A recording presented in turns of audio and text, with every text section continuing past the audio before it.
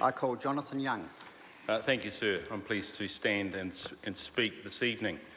And I acknowledge the member opposite whose bill it is. Sir, it would be obvious by now that we are not supporting the progress of this bill, our work, our future bill, even though, sir, the sentiment of this bill is something which I believe New Zealanders would obviously understand and aspire to. So people will purchase products for themselves, their businesses, for others, from that which is offered that also offers the very best value for money. It's important for us to understand the principle of competition.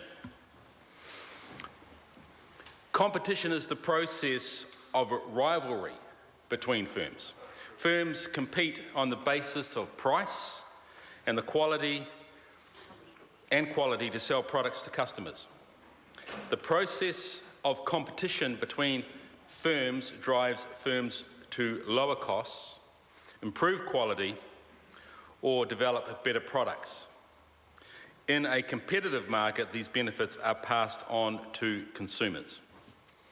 So while this bill proposes mechanisms that would enable New Zealand companies to have a stronger advantage in this process of procurement, we can't move away from the principles of competition. And we are living in a global economy where we believe that free trade is important, especially as we are in a country where we export 85% of that which we produce. So, sir, when we have competition and when we have open doors of trade, because we are New Zealanders living so far from markets that we need to ensure that our products and our processes are of the very best in order to compete to overcome that tyranny of distance. What we need are open markets that we can engage with and transact with.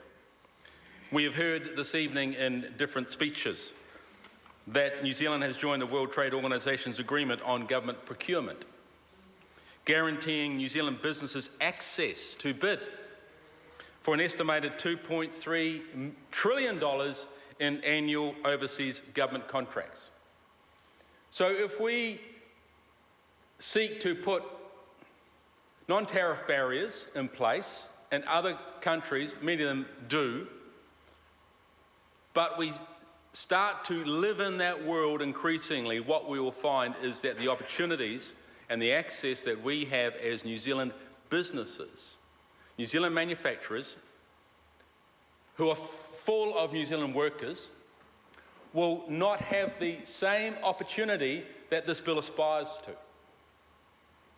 So I believe that what we should do, and the Labour Party have said in the past that they are a party that does believe in free trade, that we must continue to develop those relationships with nations around the world in order to see those opportunities come before us. Sir, the New Zealand economy is doing far better than most other economies around the world. And that's a good thing to see. Sir, well, the reality is that the OECD have said that New Zealand has the fourth highest increase in the world around real wages. And the OECD make that comment. They make that analysis. And so, sir, things are better in this country than some would have us to believe. Sir, we have the interest rates that are at their lowest since the 1960s. Sir, we have a net external debt position at its lowest level since 2003. Exports are up $8.4 billion, or 13.4% from 3 years ago. Our economy, sir, is doing very, very well. And as I come to a conclusion in my next 9 seconds, sir, I would say that trying to create mechanisms to change that in the way that's proposed will not serve us well. Thank you. Mr.